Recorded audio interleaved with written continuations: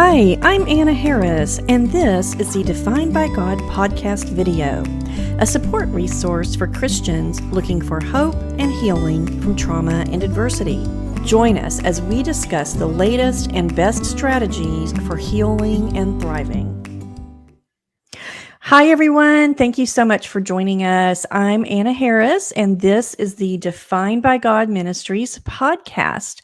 And as you know, we talk a lot about recovery from trauma, and we help Christians who are looking for hope and healing and resiliency from trauma. And so I am excited to bring on my guest today. She has an amazing story of escape and recovery from an abusive situation that she experienced, both spiritual abuse and a domestic abuse.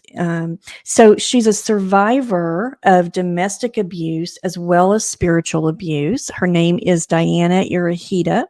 She was married to the leader of a toxic ministry for 5 years and was in the ministry for 7 years.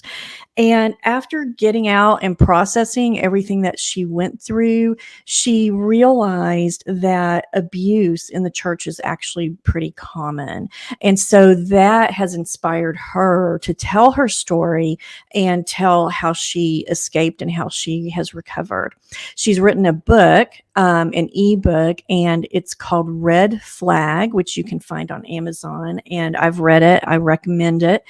And so I just want to bring Diana on, and we will let her tell her story. Hi, Anna.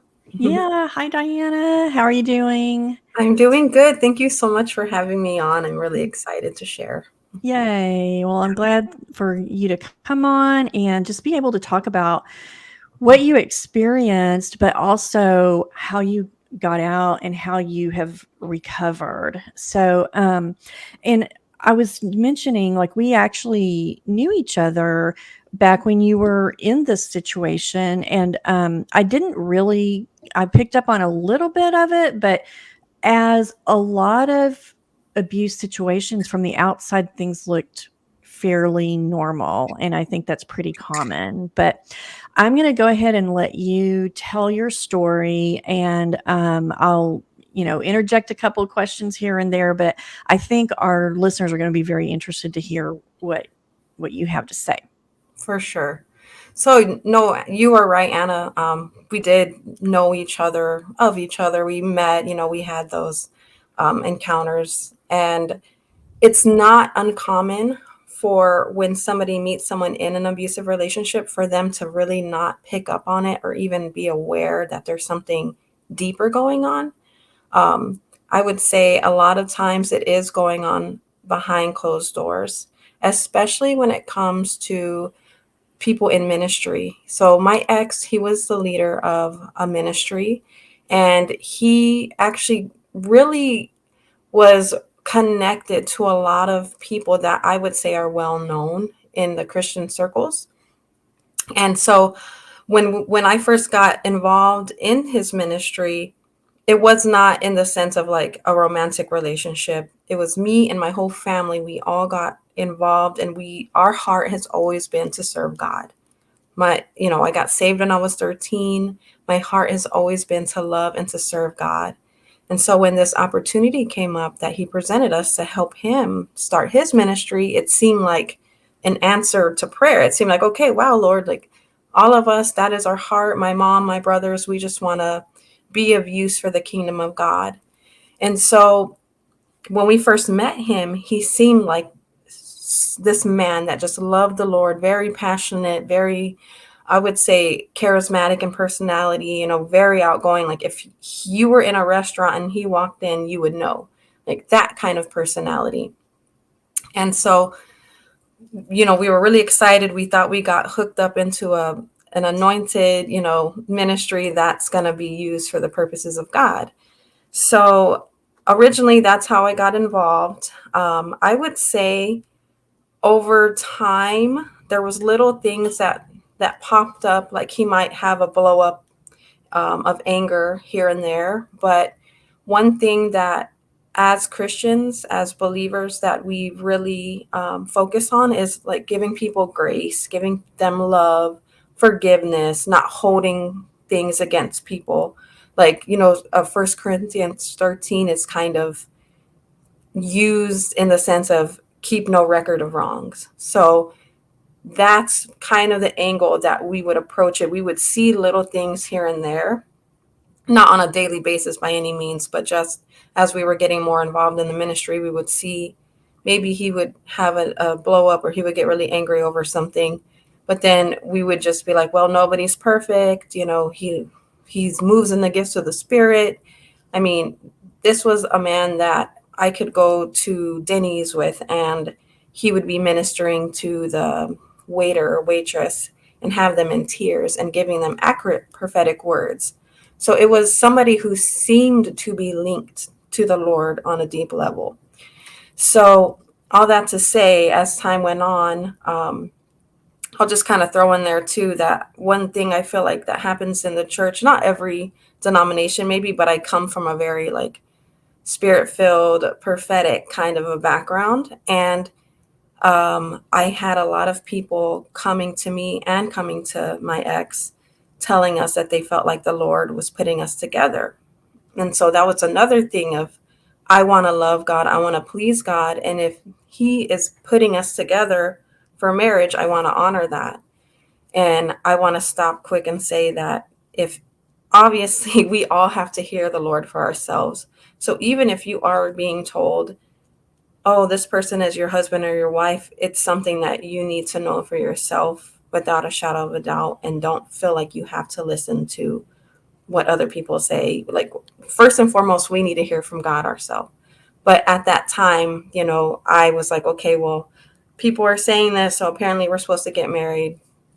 So we did end up getting married. And before we got married, we had a really, I would say, a good friendship.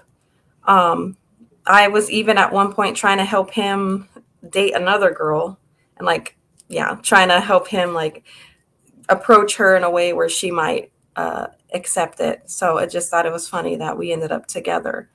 But I would say right after we got married, something shifted in him where it was like overnight. It was almost literally overnight where he went from seeming to like me to just detesting me.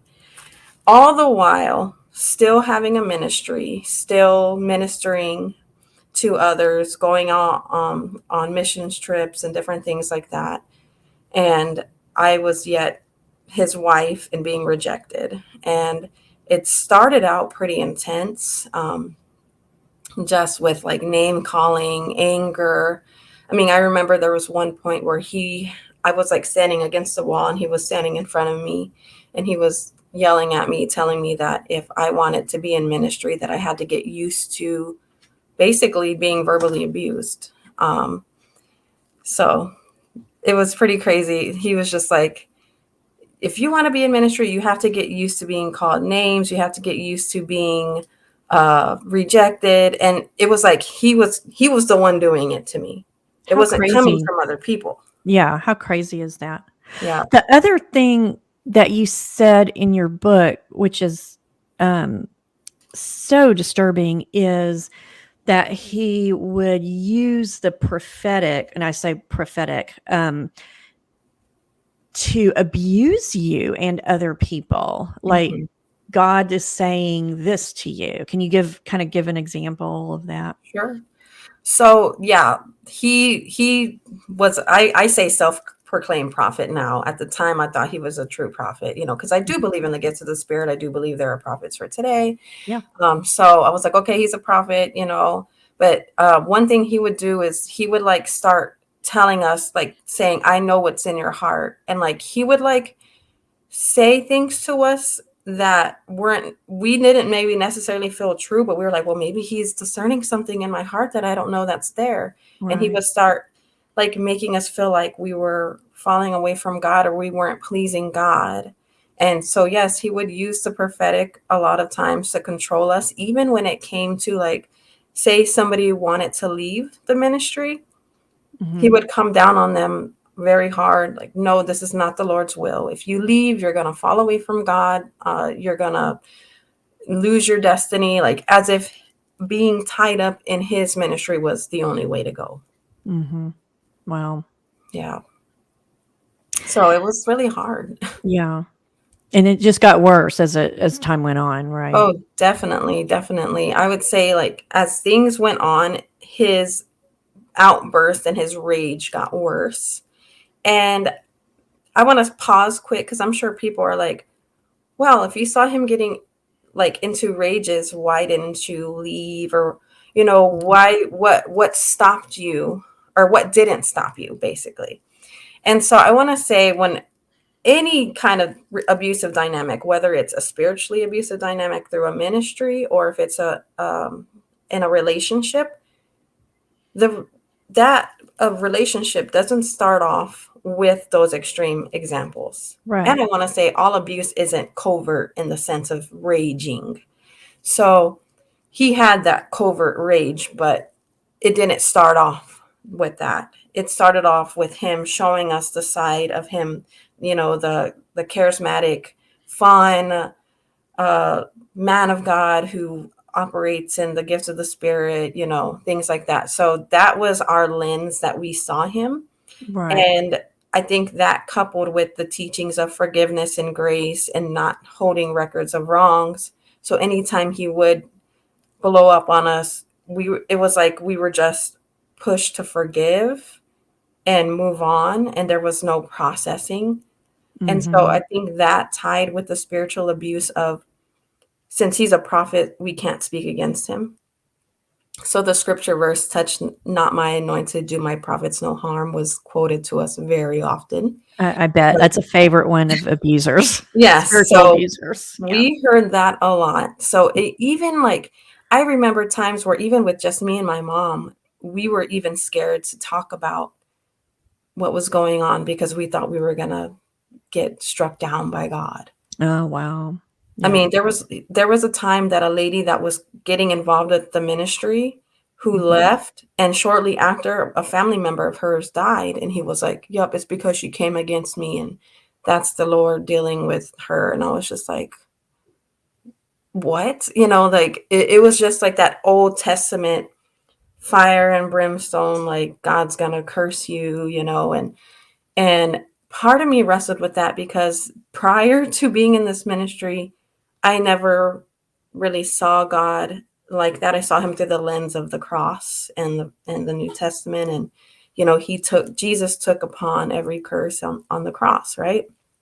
But then I think one thing a trap we fell into, not really realizing, is we thought just because he did have these gifts, just because he could accurately prophesy and move in the gifts of the Spirit, that somehow that meant that he was aligned correctly with the Lord. Yeah. Like, why would the Lord move through somebody powerfully if they weren't Mhm. correctly aligned with him? So I think Right. that was a mistake that we made. Yeah. And that's hard to kind of think through that and Yeah, push through all those thoughts, like, because there's good parts too. Like, you see him minister to somebody and it's accurate and it touches their heart, and then so it's confusing sometimes to see this, like a Dr. Jekyll and Mr. Hyde in a way. exactly. Yeah, definitely. But Mhm. one thing that, upon seeking, and asking the Lord, how is this possible? How can somebody who's so angry, so rageful, basically just rejecting everybody in the ministry, even though we're giving our all, we're giving everything, like all of our money, like everything into this ministry, and yet it was never good enough. Seeking the Lord, like, how is this possible? Well, after I left and was able to really process everything, one scripture verse that came to my mind was, the gifts and calls are without repentance. So Mm. basically, you can be gifted. God can place a gift into you, into me, into all of us. He gives us all gifts. Mhm. But just because we're gifted doesn't mean that our character is where it needs to be.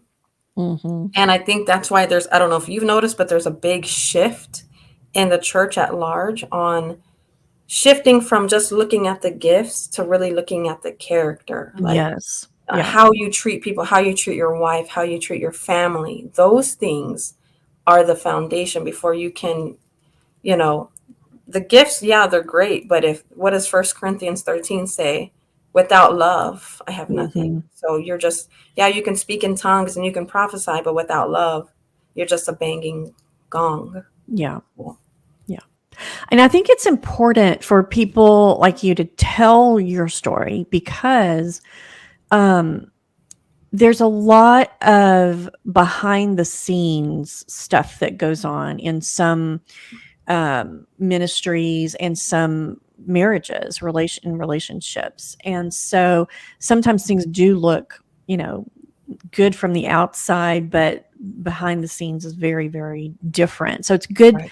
for people like you to tell your story. And so tell us what, like, how did you get out? Like, how did your eyes begin to get open? And like, what was the last straw for you? So, Sure. so how did all that happen?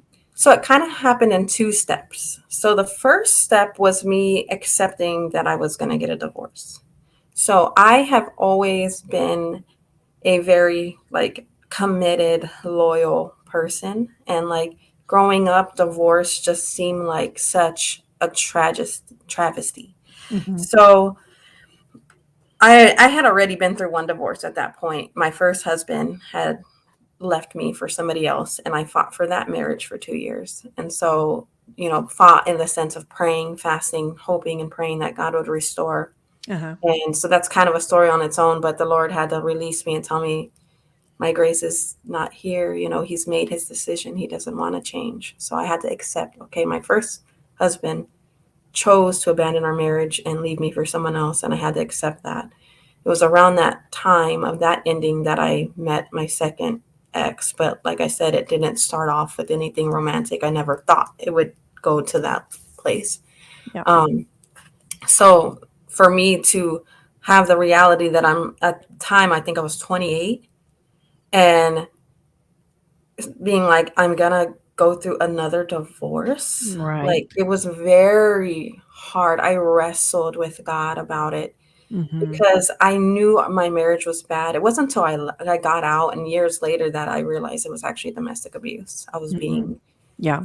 emotionally abused, rejected, isolated. I mean, he would leave me for days at a time. I didn't know what was going on. Half the time, I wasn't Mm. allowed to look at the bank accounts. I had no access to anything. I mean, I would walk to work half the time because I didn't even have a car. I had to And get you it. were working and bringing in money, but then Yes. not allowed to Yeah. use it. Right. I Yeah. was keeping a very small amount of my money, and it wasn't sustainable. Yeah. So it affected my finances, which is another thing that happens in abusive relationships is people's Yeah. finances get totally messed up sometimes. Yeah. So anyway, so it happened in two steps. So I wrestled with God, like, am I really going to get another divorce? Even though I know this marriage is terrible, and I laid prostrate on my face before God, crying out for him to restore it or change his heart.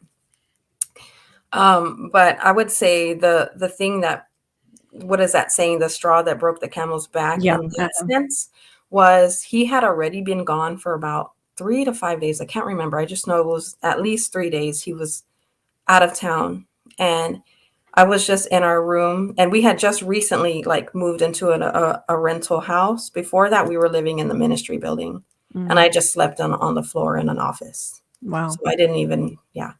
So all that to say, I was in our room, and he walks in the room, and the instant that he saw me, he got angry, and he Hmm. told me that I was draining his anointing.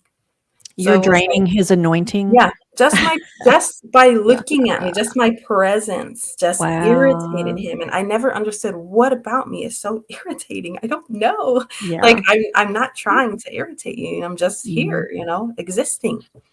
And so he left again. He closed the door and left, and I was just like shocked. I was just sitting there stunned, like, "Are you serious right now?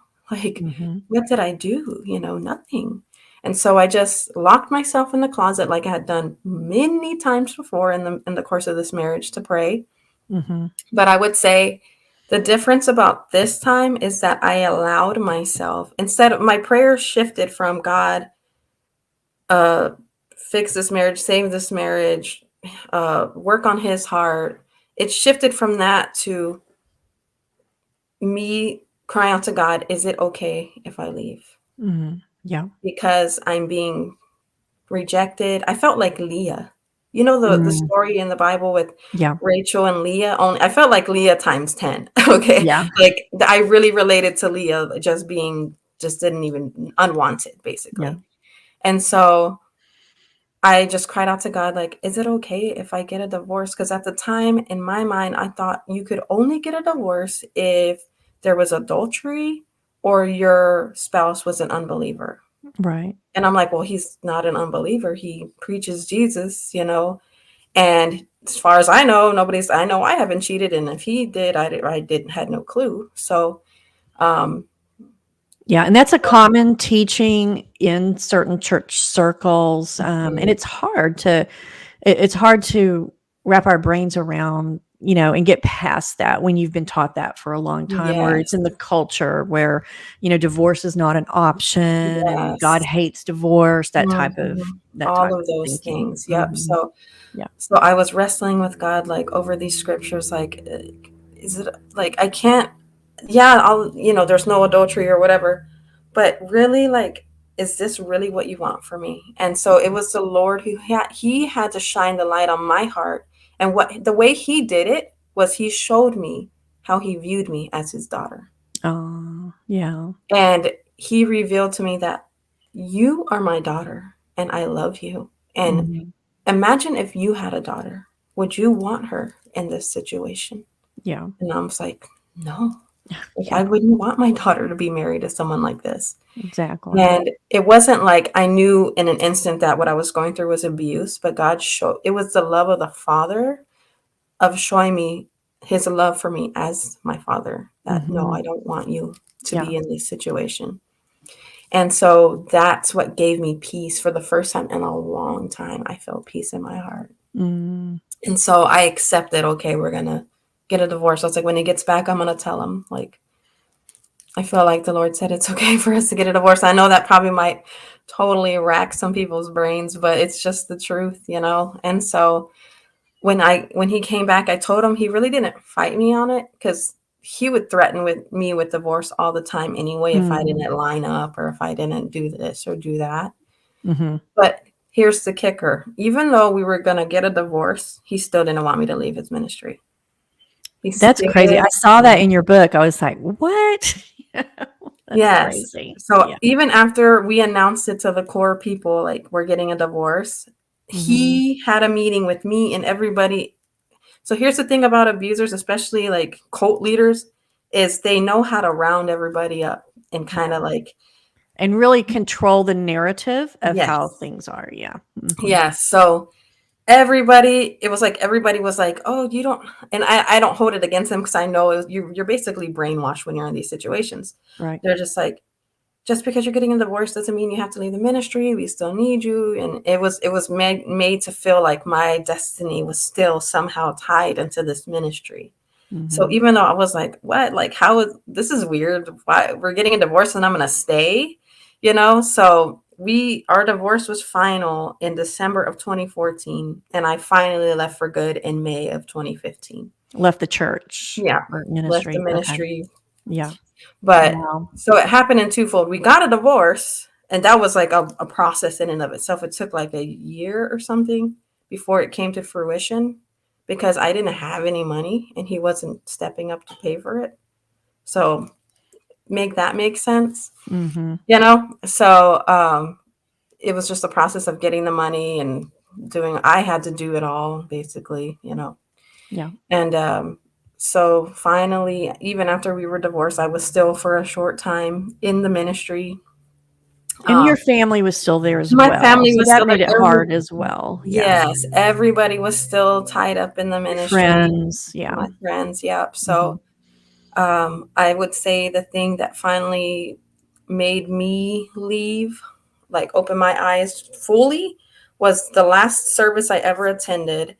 He basically it was weird. Like, yes, he had that prophetic gift, so I think he could sense something in me was changing, but it was like so twisted because instead of coming from the father's heart, it was like, you want to leave, fine. And like, I was standing up just weeping, and he was just like screaming at me in front of everybody, just going off on me, Oh, telling my me gosh. I was a Jezebel and all this other stuff.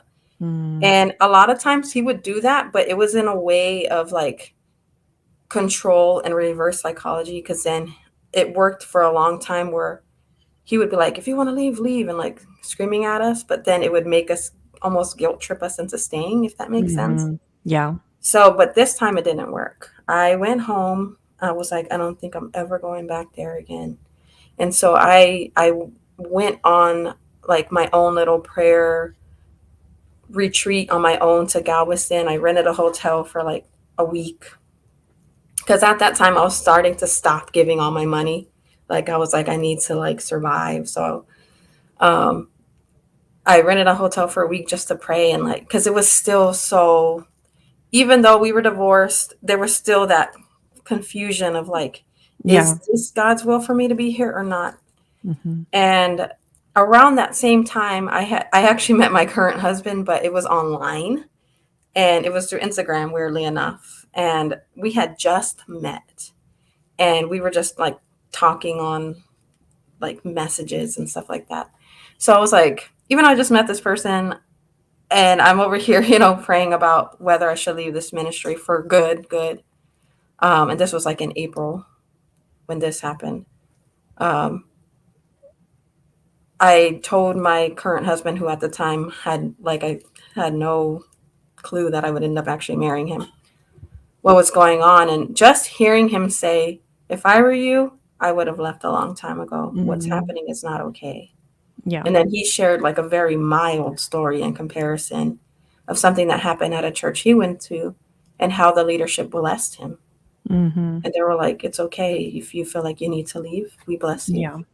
And it was total opposite. So combined with me like crying out to God, actually God used music too.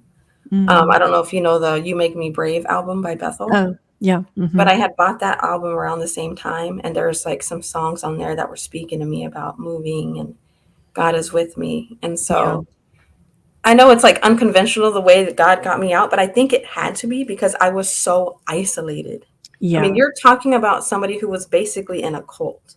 Yes. Do you know I was anything just about about cult? to mention that about isolation Yes. because, you're when people are in a cult, they're so isolated from and by design, like the leaders design it that way. Yes. Because you don't want outside people saying, "Hey, that's weird. That's not right." It's not. But as soon as you had someone, who's now your husband saying, "That's not right," that outside voice coming in, then it's like it helped you. It gave you some strength to be able to Right. see things. To say, okay, I'm not disobeying God. I'm not a Jezebel just because I want to leave this ministry. Like, he had Yeah. us so convinced that if we were to leave, that we were going to fall away from God. Yeah. And so I had one foot out the door, but that made me have both feet out the door.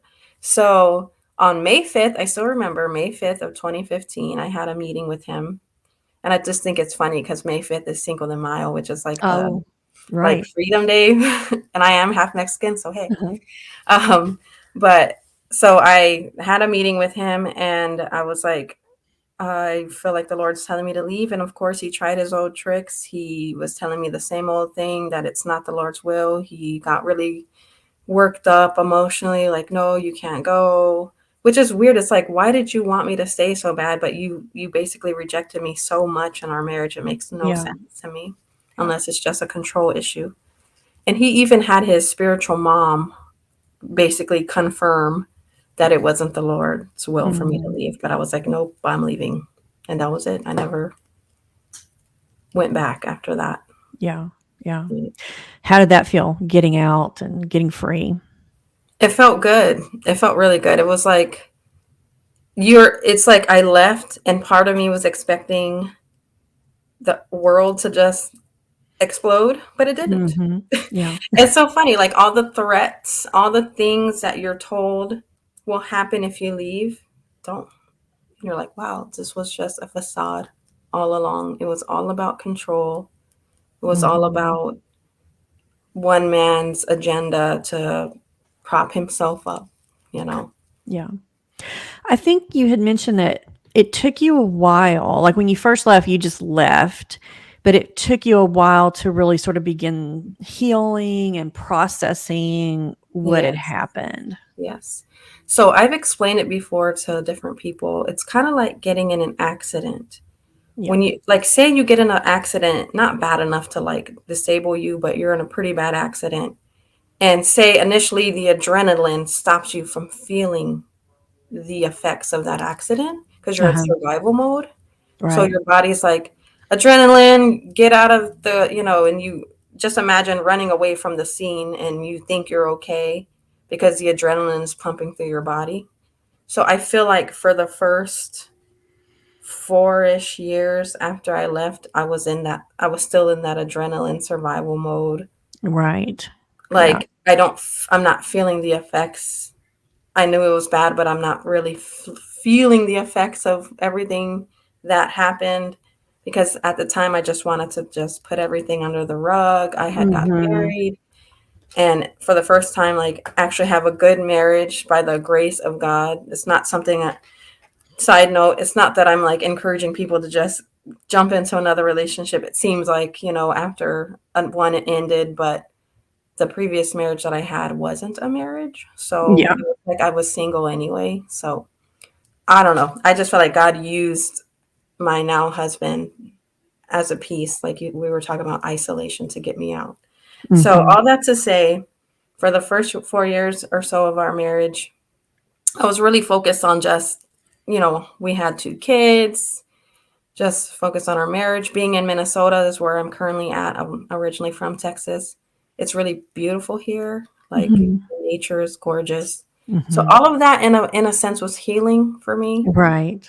Um, it's just being out of that environment of Houston, of the area I'm from, and being in a different area, that was healing for me. But as you know, with trauma, it doesn't just disappear. Right.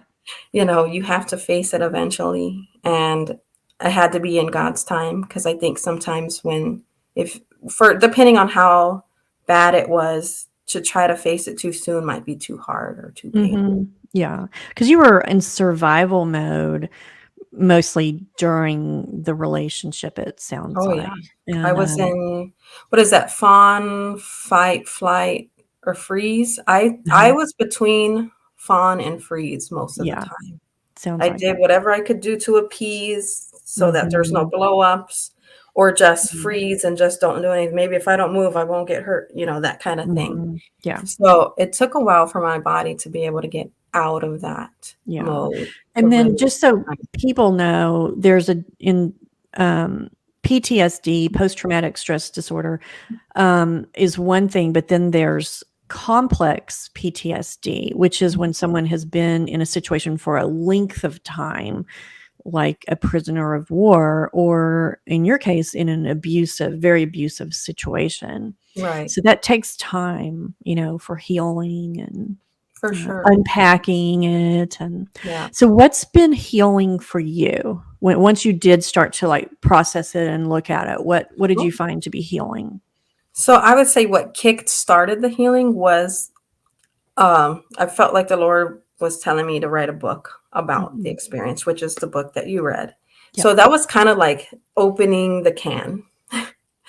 And so I opened the can. I was scared at first, but I was like, you know what, I'm going to do this. And I made it very concise because Hmm. at the time I was like, I just want to focus on warning others. Yeah. My heart was, I want to warn others so that they have a frame of reference of what to look for when they're getting involved in a ministry. Hmm. And so that's really what started my healing journey. Yes, red flag, the true Yeah. story of There's your book. spiritual abuse. I've read it. I do recommend it to people. And it's a quick read. It doesn't take very long. Yes. But go ahead. So that was the start Yes, that of was the your start. healing. So Okay. then as I start kind of writing the book, and at the time I had a my daughter was still nursing, and it was just like, I was doing everything I can to write it, and just I felt such a burden to get it out. Uh-huh. And around the same time, I noticed some other like kind of exposure stuff happening in the general Christian world, and it was just so interesting all the timing of everything that was going Mhm. on. Yeah. Like the And Me Too movement, Church Too movement. yes. Yeah, And uh-huh. so I was like, okay, interesting, interesting. And Yeah. then as I've learned more about trauma, of course, I've gotten therapy and counseling, and Mhm. I've done a little bit of EMDR and just talk therapy and those kind of things.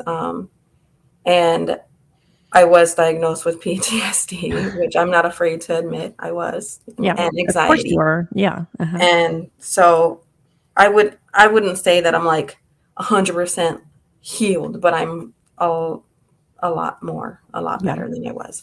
Yeah. So, like I said, started writing the book, started it. Then I would say what's really continued the healing was seeking therapy, just to talk about it, just to get it out. And another thing that helped me too was my ex. I actually saw him being interviewed on a show Mm. for a pretty major ministry.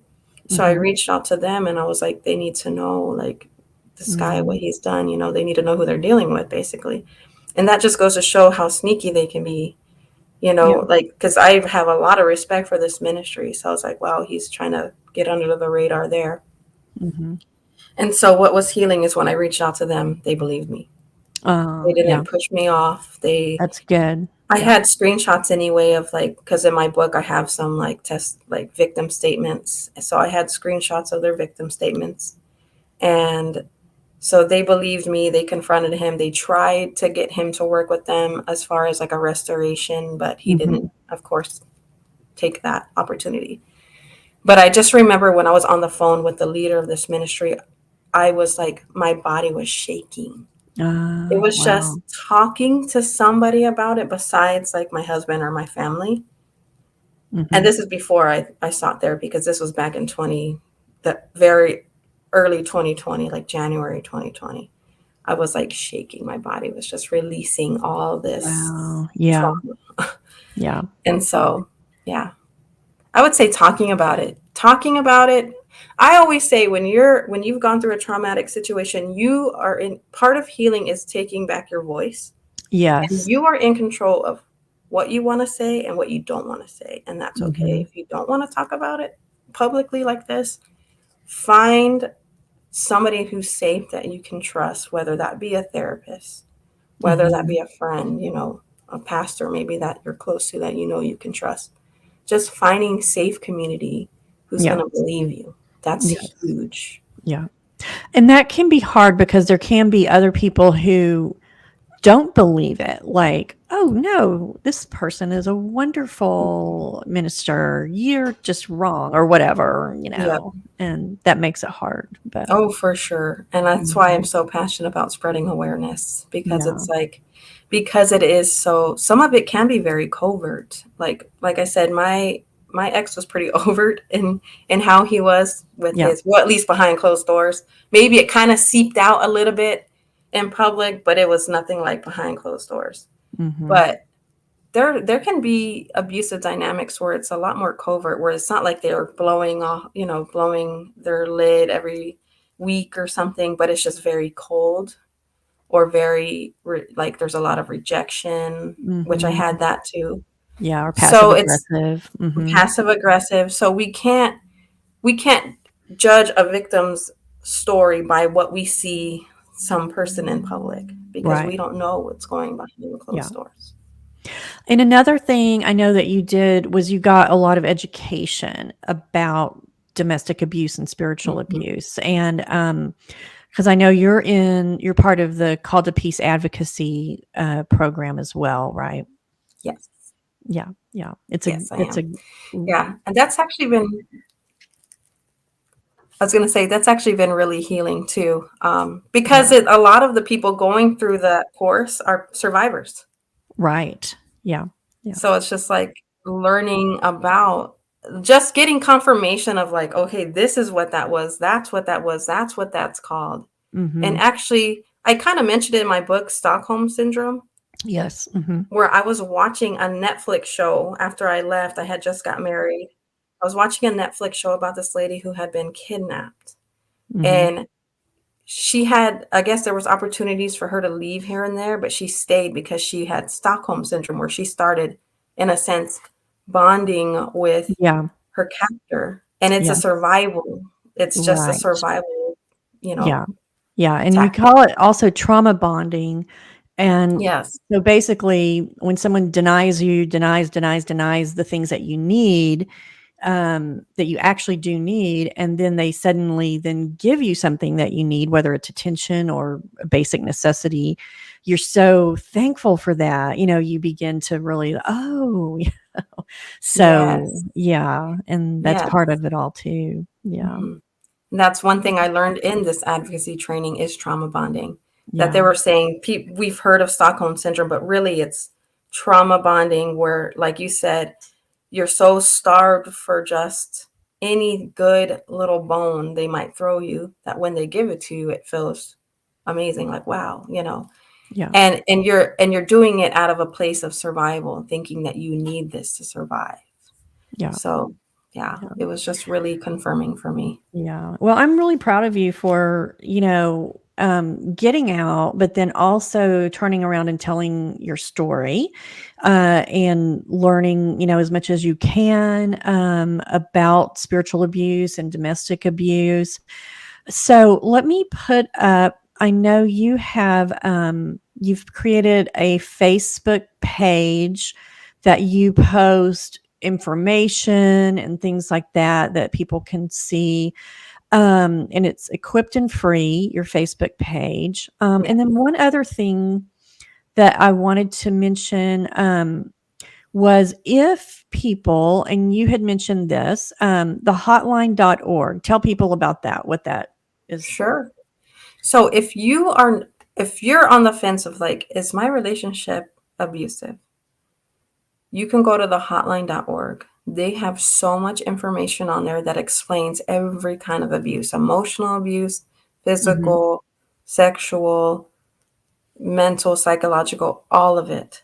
Because I think for the longest time, abuse has been viewed as only physical. Only physical, right. So Mhm. it covers it all. And so you can go there to get information on, are you in an abusive relationship? But they also give you resources and tips on how to leave, which is the Mhm. most dangerous part Right. for domestic abuse relationships. Mine was a Right. little different, but like in some domestic abuse relationships, the most dangerous part to leave is leaving Right. because they don't want to lose control. So they will Right. do everything they can to hold on to you. So the hotline.org gives you Mhm. amazing advice on safety planning and escaping an abusive relationship as well. Right. Yeah, safety planning is Mhm. so important, and, sometimes they will ask, "Why didn't that person leave?" Well, um, when you when they do leave, they wanna do it in a safe way, and so Yes, we can't judge from the outside the timing or anything like that, and we should never tell somebody, "Oh, you need to just leave," because, right, only that person can really know, what's gonna be safe, for right. them. So And yeah, it's that's part of important to. being an advocate. Yes. That's part of what? Say that again? Being an advocate is not saying you need to do this, you need to do that, but Yeah. just giving them the resources so that they know that they can make the right choice when they need to. Right. Yeah, yeah, and having that support. Yep. So, okay, and I'll put back up equipped and free, and, what are you doing with the Facebook page? You're really trying to educate people and give a Spread voice. awareness. Yeah. Mhm. Yeah. Yeah, from everything that I've gone through, I feel like the first step to freedom is awareness. Yeah. Yeah. Because for if you're not even aware that what you're going through is the abuse, you're just going to think this is just really hard. I just need to try harder. I just need to pray more. I just need to fast more, which is everything I did. Mhm. Um Yep. so I feel like the first step to really getting free is being aware. So I try to post a lot of things explaining what abuse is, untwisting scriptures in a sense of like, these are the scriptures that were kind of used against me or that kept me, the thought process behind the scriptures or the teachings, I should say, that use those scriptures that kept me bound, to kind of like show other people this is not really actually what it meant. This is Yeah. not what Jesus meant when he said that. Yeah. So, Exactly. Okay. That's so good. Okay. And here's your book one more time. If people want to find that, it's on Amazon. It's an ebook. And so they can download it and read it. And yeah. And it was also interesting that you got, testimonies from other people that were in the same situation, which is, it's helpful, just confirming your story as yeah, well. for So, sure. okay. Well, thank you so much for coming on today. I think that, your story will help people that might either be in a similar situation or they know someone that's in a similar situation. Because sometimes it is hard when we know someone in a situation and we kind of can see it, but you don't know what to do. So this is a good way for people to begin to be educated about what these Yes. kinds of things look like. And Yeah. so, well, thank you so much. Any last thing that you want to say to people listening or watching? One last thought I had in my head, because you mentioned there was victim statements in my book, is that I would love to see kind of a shift in the Christian realm when it comes to people who've gone through abuse or spiritual abuse, um, if they're struggling with their faith, or because even some of the people that went through the abuse in that ministry have walked away from God. Yeah. And it grieves my heart, but I understand why they did, Hmm. and I would love to see the shift of like, when we see like, I feel like there's a lot of labeling of church hurt and like, oh, well, you just must have never, you didn't believe in God anyway in the first place. And it's kind of dismissive. But I would Hmm. love to see that shift of compassion for the lost sheep that Yes. maybe have been walked away from their faith, or, or questioning Hmm. because of all the abuse that they went through. Like, instead of dismissing it or, pushing them away, having a response of compassion for the Yeah. lost sheep. So, Yeah. That's a very good point, particularly when God's name has been used in the abuse. yes. Then it takes time for people to kind of separate that out. How much of this was God, and is he really saying these mean things to me, or is this just this person? So it's a process of Yes, for sure. recovery, yeah, for people to kind of separate that out and be able to trust God again, or trust scripture again, if when the Bible has been used against them. For So yeah, sure. that's a very Absolutely. good point. So okay.